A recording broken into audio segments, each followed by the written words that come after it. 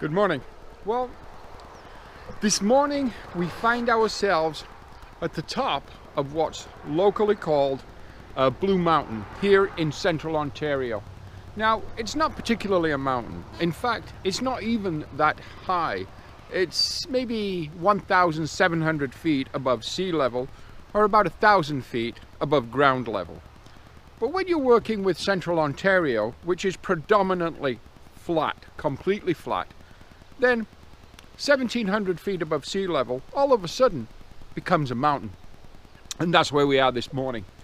Now, overlooking this expanse of what we can see, Georgian Bay, Collingwood, and this is what I came to look at this morning. But I quickly realized the light this morning, the location this morning, the time of day just isn't right for this kind of photography. I need to shoot this location at a sunset with the sun behind me illuminating across the foreground and midground and background. So hey, I'm going to climb down from this picnic table that I'm stood on to give me some elevation. So yeah, not a location that's going to work for me this morning as far as a sunrise shoot is concerned. I've drove past here quite a few times. I've seen this area. I knew it was elevated and I really wanted to take a good look. Really quite windy up here today. And it is very picturesque. It's beautiful. There's trails running through this area. It's very, very nice, but I'm here at the wrong time of day.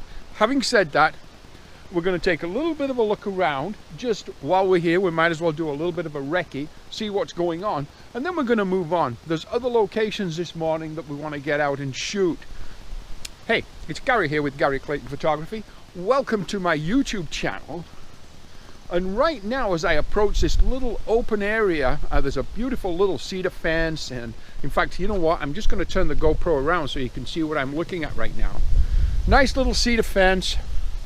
A nice view overlooking Georgian Bay, the Blue Mountain Village, and then off in the distance, which you can't really see because again the light is just wrong, is the town and community of Collingwood, which is about 20,000 residents. What we're looking at right now is the descending area of the local ski hills, or again the Blue Mountain ski hills and the Blue Mountain Village. So we're going to jump back in the van. We're going to head along the highway for a ways, or the country roads where we are now, because there are one or two other places that I really want to take a look at today. There's one or two beautiful little country barns. There's maybe even a waterfall if I can make it there and even find it again. So we're going to take a look at that. So hey, let's get going. Let's see what else we can find this morning. Let's see if we can get some shots. Something we've spoke about before, if you follow my YouTube channel regular and you've watched others of my videos, you'll know that we do talk about here in Ontario it being very flat and what there is to photograph and what is photogenic. And we've talked about the more intimate shots in landscape, not necessarily the huge expanse. Intimate shots meaning such things as this small barn behind me.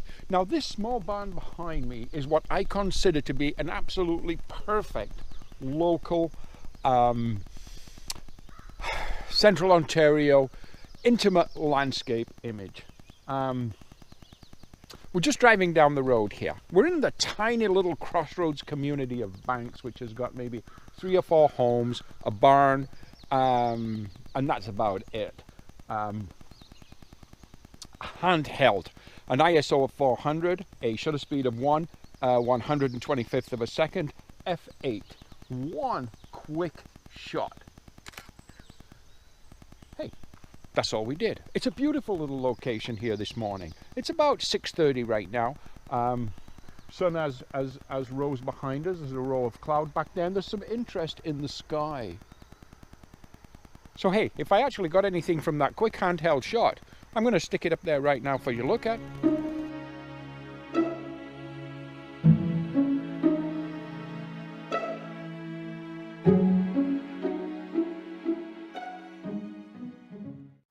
So there you go. That's pretty much it. we're going to carry on down the road. We're going to see what else we can find this morning. Again, that was just one of those kind of locations that you just come across. You see, you know what you're looking for. You're looking for, again, these country intimate type images, the kind of postcard image, if you will, especially here in central Ontario. This is exactly what we photograph, or what I photograph anyhow. Okay, let's continue, see what else we can find today. I'm set up on the tripod. I'm using my Canon 5D Mark II today, and right now I have my kind of everyday go-to lens, which I've mentioned before, which is my 28 to 135 mil. Again, it's my everyday kind of go-to lens, and I use it a lot. Having said that, we are in a location where we've got a wheat field in front of us. I'm going to turn the GoPro around so you can see what I'm looking at. Now, this is the view across the wheat field that I'm looking at. We've mentioned this before. Again, is it spectacular? Of course it's not spectacular, but it's what we've got to work with, and it's actually something I quite like. What I like about it is the color. The oranges, the yellows, the greens. Orange, yellow, my favorite kind of colors. In this case, more of a golden yellow than yellow itself, but more of a golden color. I enjoy that. No, it's not an amazing view, but it did catch my eye as I was coming down this country road, and I thought, you know what, I've got to stop, I've got to set up the tripod, and I've got to, at the very least, capture an image. Okay, so I have 1/125th of a second, f8, ISO 100, a focal length of 135 mil. So I am compressing this, I am using the maximum zoom capabilities of this particular lens. And you know, having said that, sometimes in landscape photography, quite often in landscape photography, a wide lens isn't necessarily always the best option, especially when you're dealing with a long, flat area. Now, this area may lend itself to a very basic kind of panoramic shot. Again, would that be interesting? No. If it's not interested in a wide lens, it's not going to be interested as a panoramic shot either, but it still would be okay. So what I'm going to do is I'm going to change lenses. I'm going to change to my 70 to 200. Again, quite often in landscape photography, bringing something much closer to you, pinpointing something in the overall expanse or the overall scene can make something quite interesting out of that. And it can become an interesting scene. So let's change lenses. Let's see what we can do with that. Let's go with the maximum focal length that we can generate with the equipment we have with us today. Stand by. So okay, we've reconfigured the camera. We are mounted now vertically. We have the held bucket back on. We've still got our 70 to 200 mil lens.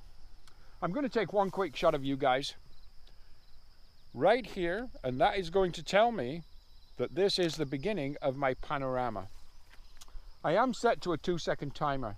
I have 1/250th of a second. To achieve the 250th of a second at f8, I did have to bump up the ISO to about 600.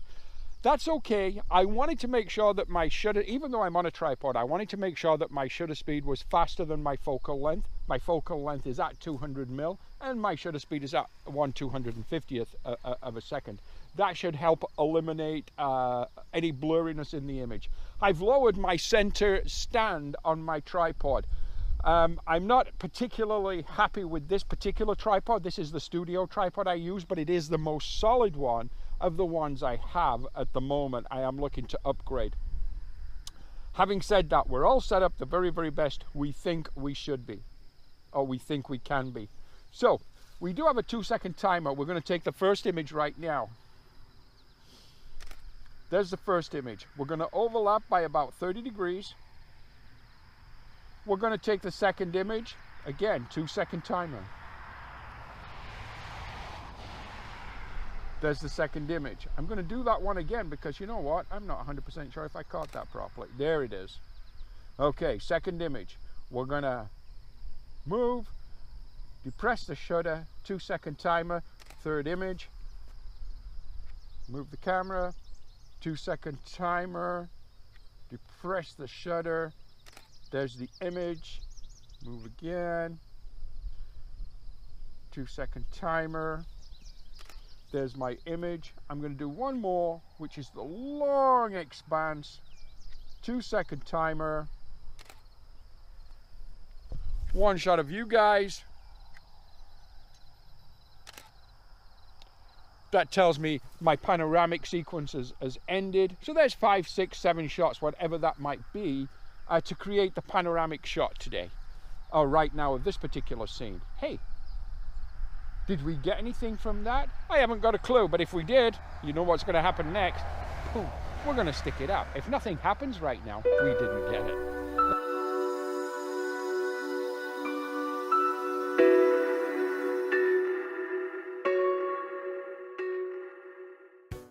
So let's pack up the gear from here back to our van. We have our trusty van with us today, which is great. We're out in the beautiful countryside here in central Ontario. It's a perfect morning. It's gorgeous. It's a little breezy in spots. I might pop up the drone and just get some aerial here because it is quite interesting. So we may go ahead and do that. And if we do, I'll probably pop some drone up right now too. And then we're just going to move on down the road, see what else we can find.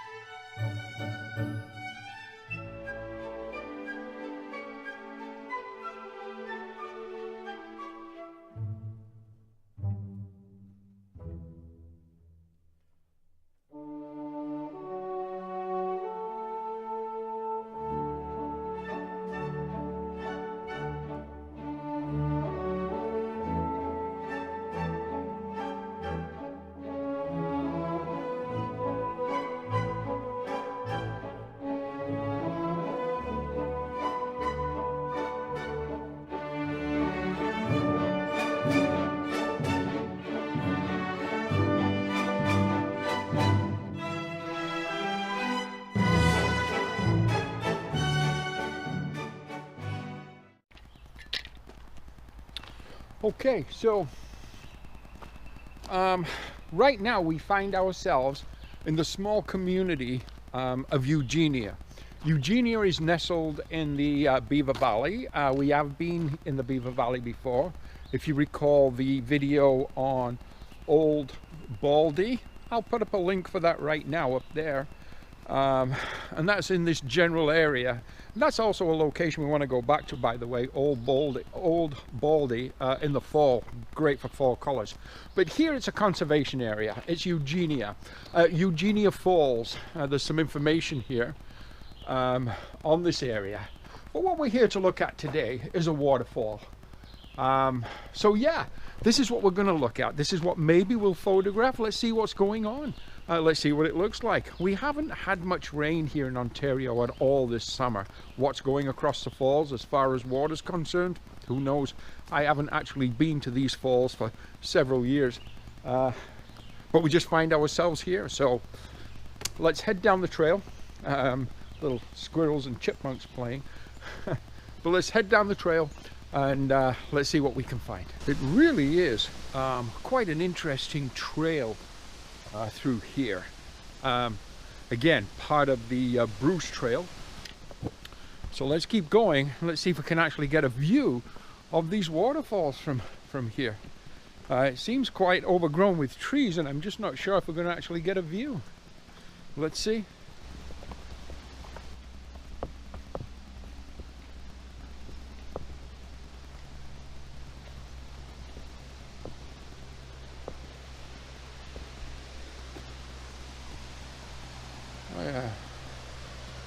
Okay, so here through this opening in the trees we can get a view of the waterfall.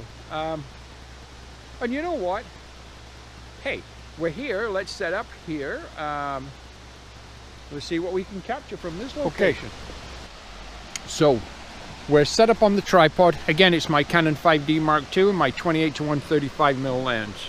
This is the scene that we're looking at. Now, we are mounted vertically, or in the portrait orientation. This is the image as we see it right now in live view on the screen of the camera.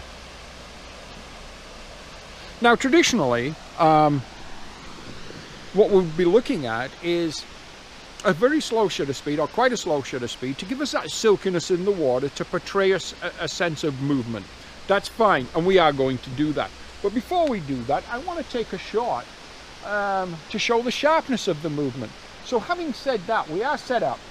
I have an ISO of 100, I have a 2-second timer, I have a focal length of f11, and it's giving me a shutter speed of 1/30th of a second. 2-second timer, depress the shutter, there's the image. Now, 1/30th of a second, of course, that's not enough or anywhere near enough to give us that silkiness of the water. We want a second, we want 2 seconds, 3 seconds, 1.5 seconds, who knows?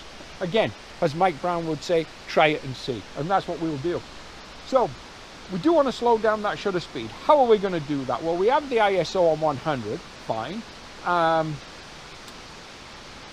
What about f-stop? Fine, that's a good point. So right now we have f11. So let's try f16. What kind of shutter speed does f16 give us? I don't know. Let's see. So f16, okay, well that's slowing things down a little bit. So f16 is giving us 1/8 of a second. So we went from 1/30th to 1/8 of a second. Depress the shutter. Okay. Okay, so we've changed the f-stop now to f16. It's now giving us a 1/6 of a second shutter speed at ISO 100. Depress the shutter button.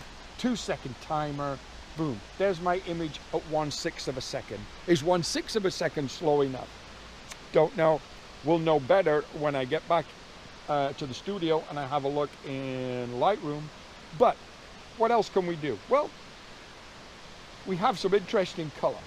We have a little bit of blue in the sky, but I'm not sure if I'm going to work with that or not. We've got some nice greens. We've got some nice sandy colored colors of the rock, and of course we've got the darker areas of the rock that's moist from the waterfall. That gives it a darker golden color. What about popping on a polarizer? Well, normally a polarizer at full polarization, that'll reduce the amount of light by possibly 2 stops. So you know what?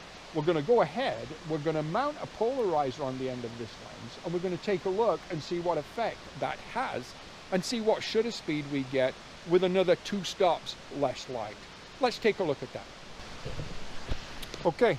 So with the addition of the polarizer, that's now taken us from 1/8 of a second down to 1/3 of a second.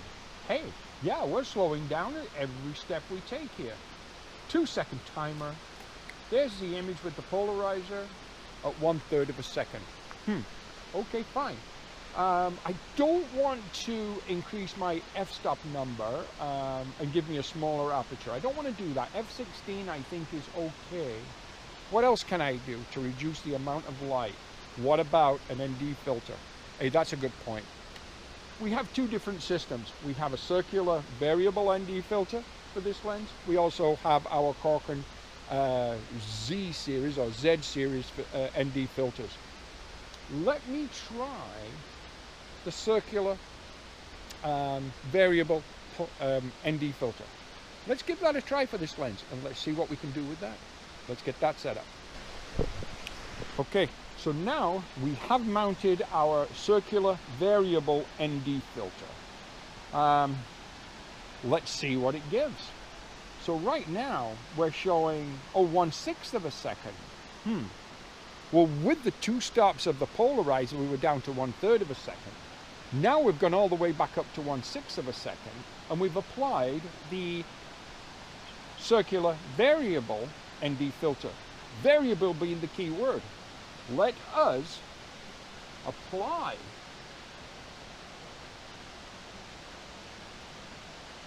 or increase the intensity of the ND filter. Now let's see what we get. Oh, all of a sudden we drop to 1.3 seconds. Interesting.